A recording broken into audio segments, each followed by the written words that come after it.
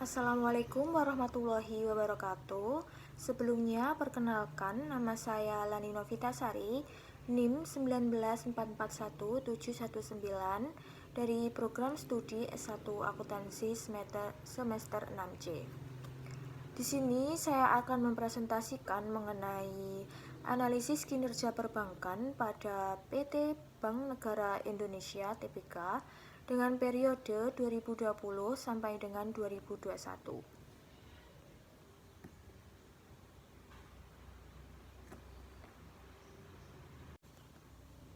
Nah, selanjutnya di sini terdapat 5 aspek dalam analisis kinerja perbankan. Yang pertama ada aspek permodalan, 2 aspek likuiditas, 3 aspek rentabilitas, 4 aspek resiko usaha, dan yang terakhir aspek efisiensi usaha. Pada aspek pertama kali ini saya menggunakan aspek permodalan. Di sini saya menggunakan 2 rasio, yang pertama CAR dan yang kedua primary ratio. CAR sendiri dirumuskan dengan CAR sama dengan total modal dibagi dengan ATMR dikalikan 100.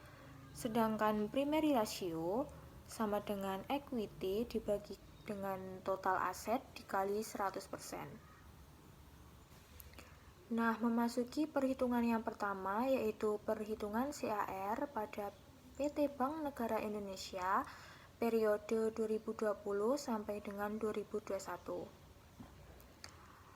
Pada tahun 2020, total modal yang dimiliki senilai Rp103.145.466, mengalami peningkatan pada tahun 2021 sebesar Rp125.616.033.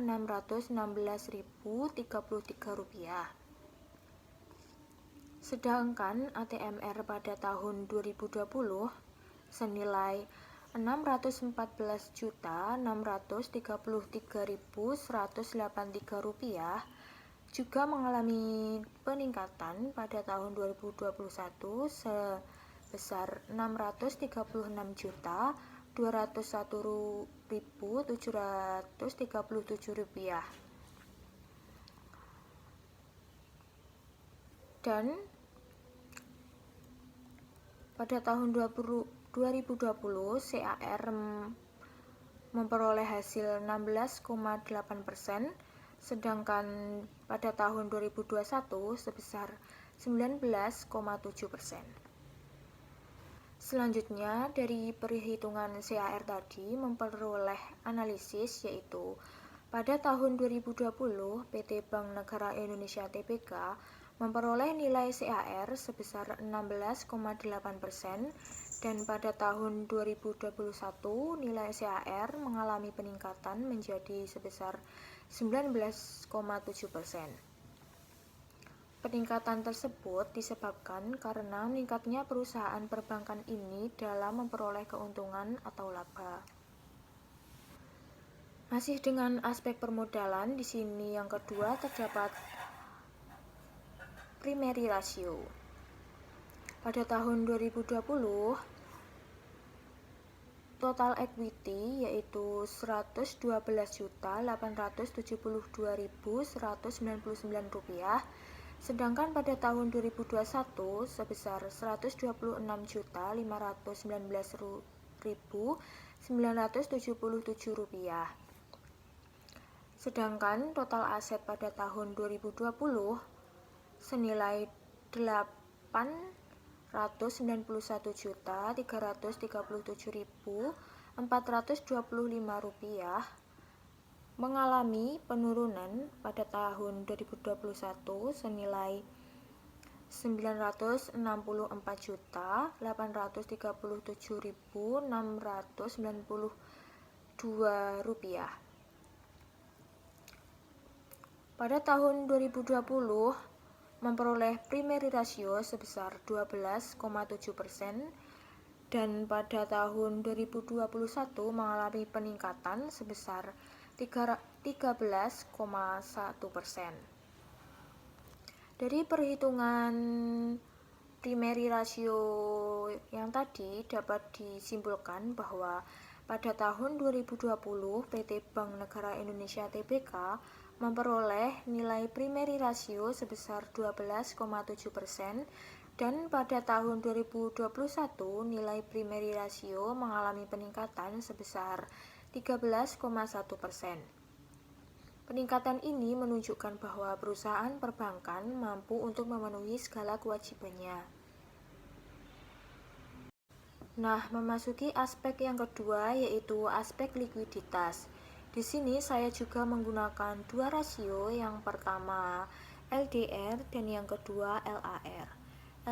LDR sendiri dirumuskan dengan kredit yang diberikan dibagi dengan dana pihak ketiga dikali 100%. Dan LAR dirumuskan dengan kredit yang diberikan dibagi total aset dikalikan 100%. Di sini selanjutnya yaitu perhitungan LDR. Kredit yang diberikan pada tahun 2020 senilai Rp586.206.787 mengalami penurunan pada tahun 2021 menjadi Rp582.436.230.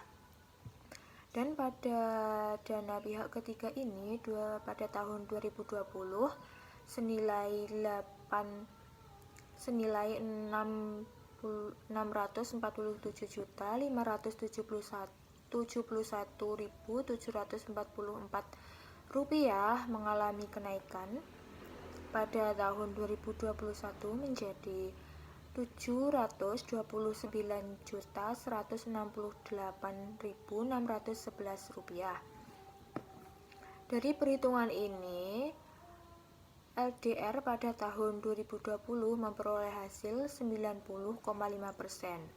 Dan sedangkan pada tahun 2021 ini, LDR mengalami penurunan menjadi sebesar 79,9%. Selanjutnya, di sini terdapat analisis dari perhitungan LDR.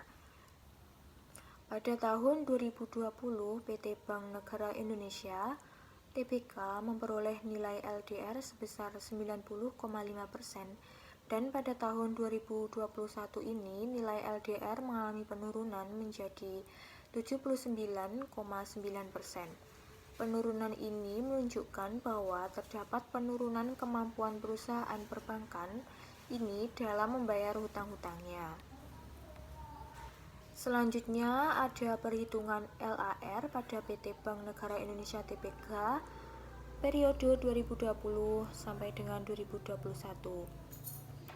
Kredit yang diberikan pada tahun 2020 senilai Rp586.202.787.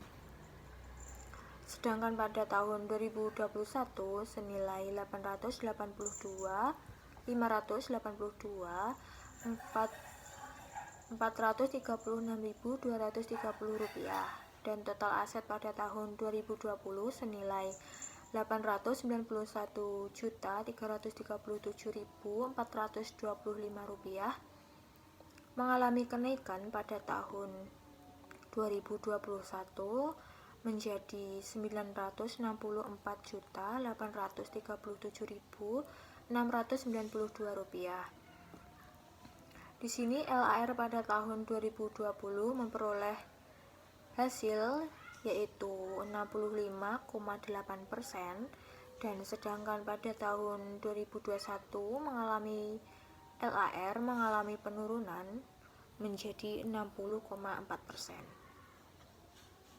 Dari perhitungan LAR tadi dapat disimpulkan bahwa pada tahun 2020 PT Bank Negara Indonesia Tbk memperoleh nilai LAR sebesar 65,8%, dan pada tahun 2021 ini nilai LAR mengalami penurunan menjadi 60,4%. Penurunan ini menunjukkan bahwa terdapat penurunan kemampuan perusahaan perbankan dalam memenuhi permintaan kredit melalui jaminan sejumlah aset yang dimiliki. Nah, memasuki aspek yang ketiga, yaitu aspek rentabilitas. Di sini terdapat dua rasio, yang pertama ROA dan yang kedua ROE. ROA sendiri dirumuskan dengan laba sebelum pajak dibagi dengan total aset dikalikan 100%. Sedangkan ROE yaitu ROE sama dengan laba bersih setelah pajak dibagi dengan total modal dikalikan dengan 100%. Selanjutnya yaitu perhitungan ROA pada PT Bank Negara Indonesia Tbk periode 2020 sampai dengan 2021. Pada tahun 2020, laba sebelum pajak memperoleh hasil Rp5.112.153, mengalami peningkatan pada tahun 2021 sebesar Rp12.550.978. Sedangkan total aset pada tahun 2020 senilai Rp891.337.425, mengalami peningkatan pada tahun 2021 menjadi Rp991.837.692. Nah, dari perhitungan ROA di sini, ROA pada tahun 2020 memperoleh hasil sebesar Rp0,6, dan pada tahun 2021 1,3%. Dari perhitungan ROA yang tadi dapat disimpulkan bahwa pada tahun 2020 PT Bank Negara Indonesia Tbk memperoleh nilai ROA sebesar 0,6%, dan pada tahun 2021 nilai ROA mengalami peningkatan menjadi 1,3%. Peningkatan ini menunjukkan bahwa terdapat peningkatan efektivitas dari keseluruhan operasi perusahaan. Nah, memasuki perhitungan dari rasio yang kedua, yaitu rasio ROE.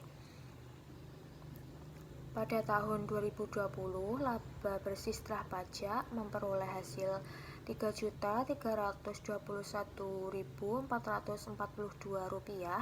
mengalami peningkatan pada tahun 2021 menjadi Rp10.977.051,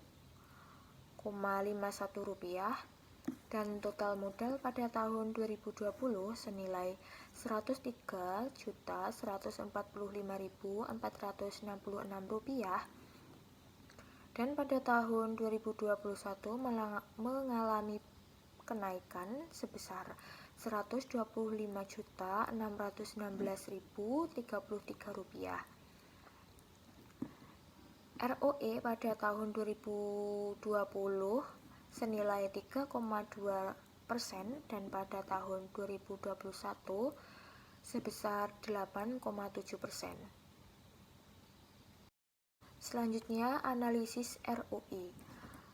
Di tahun 2020, PT Bank Negara Indonesia Tbk memperoleh nilai ROE sebesar 3,2%, dan pada tahun 2021 nilai ROE mengalami peningkatan menjadi 8,7%.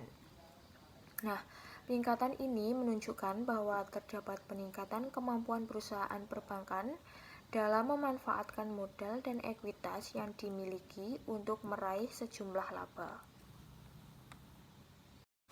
Selanjutnya, yang keempat yaitu aspek risiko usaha. Di sini saya menggunakan dua rasio, yang pertama credit risk dan yang kedua asset risk. Credit risk dirumuskan dengan bad debt dibagi dengan total loan dikalikan dengan 100%. Sedangkan asset risk dirumuskan dengan equity dibagi dengan total aset dikurangi Cash dikurangi securities dikalikan dengan 100%. Nah, di sini yaitu memasuki perhitungan dari credit risk pada PT Bank Negara Indonesia periode 2020 sampai dengan 2021. Pada tahun 2020, bad debt memperoleh nilai sebesar Rp42.227.986 dan pada tahun 2021 bad debt mengalami peningkatan menjadi Rp50.294.886. Total uang pada 2020 ini senilai Rp586.206.787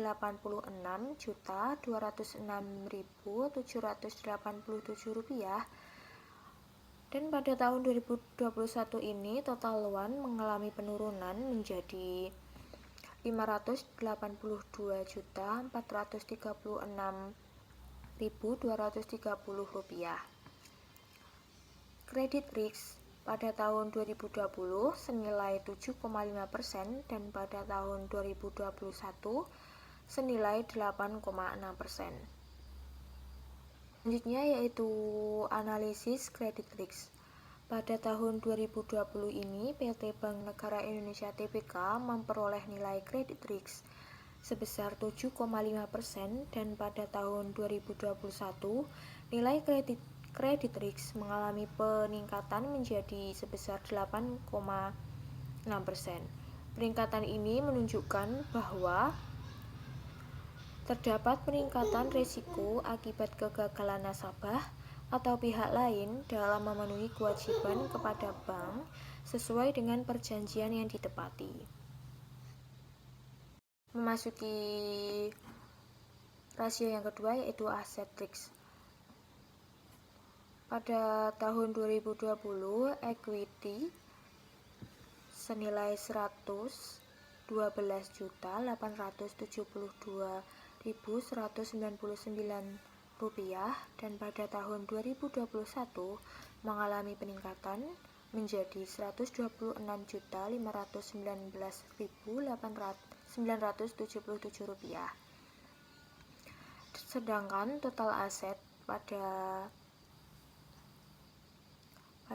tahun 2020 senilai Rp891.337.425 dan pada tahun 2021 mengalami peningkatan sebesar Rp964.837.692.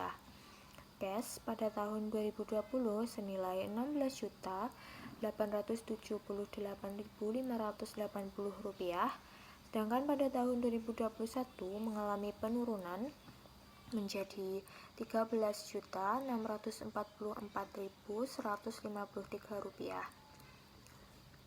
Security sendiri pada tahun 2020 senilai Rp15.788.354 mengalami kenaikan pada tahun 2021 menjadi Rp17.555.778. Pada perhitungan aset risk ini, aset risk sendiri memperoleh hasil pada tahun 2020 senilai 13,2% dan pada tahun 2021 senilai 13,5%. Selanjutnya yaitu analisis dari rasio aset risk. Nah, pada tahun 2020 ini PT Bank Negara Indonesia Tbk memperoleh nilai aset risk sebesar 13,2% dan pada tahun 2021 nilai aset risk mengalami peningkatan menjadi sebesar 13,5%. Peningkatan ini menunjukkan bahwa terdapat peningkatan risiko kerugian akibat terjadinya penurunan nilai aset dan seberapa jauh penurunan tersebut dapat ditanggung oleh modal bank. Memasuki aspek yang terakhir yaitu aspek efisiensi usaha. Di sini saya menggunakan dua rasio, yang pertama yaitu leverage multiplier dan yang kedua asset utilization.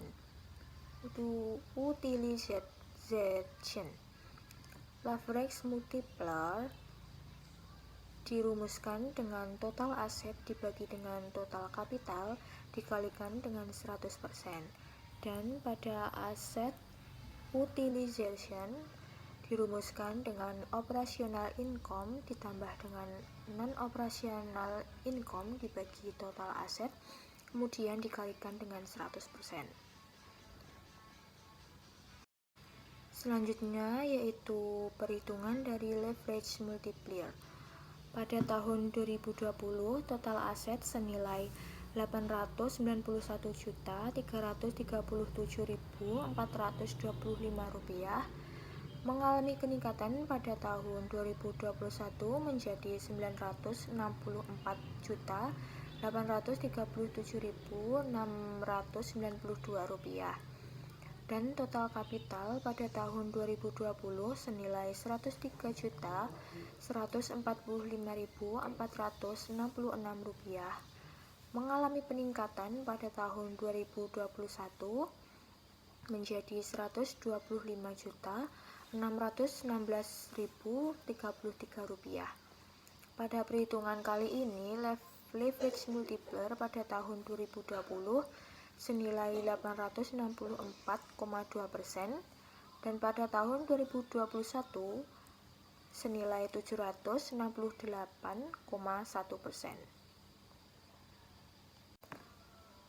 Pada perhitungan leverage multiplier dapat disimpulkan bahwa di tahun 2020 PT Bank Negara Indonesia Tbk memperoleh nilai leverage multiplier sebesar 864,2%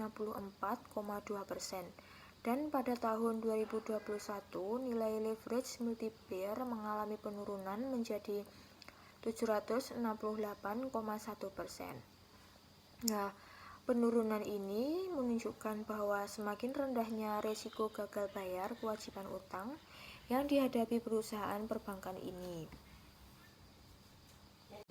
Perhitungan yang kedua yaitu asset utilization. Pada tahun 2020, operational income senilai Rp5.231.444 mengalami peningkatan pada tahun 2021 menjadi Rp12.267.284. Sedangkan total aset pada tahun 2020 yakni senilai Rp891.337.425. Pada tahun 2021 senilai Rp994.837.692. Pada tahun 2020 aset utilization sebesar 0,6% dan pada tahun 2021 sebesar 1,3%. Selanjutnya yaitu analisis aset utilization. Pada tahun 2020, PT Bank Negara Indonesia Tbk memperoleh nilai aset utilization sebesar 0,6% dan pada tahun 2021 nilai aset utilization mengalami peningkatan menjadi 1,3%. Peningkatan ini menunjukkan bahwa terdapat peningkatan kemampuan manajemen bank dalam mengelola aset yang dimiliki untuk menghasilkan pendapatan baik secara operasional maupun non-operasional. Nah, sekian presentasi dari saya. Apabila salah kata mohon dimaafkan. Terima kasih. Wassalamualaikum warahmatullahi wabarakatuh.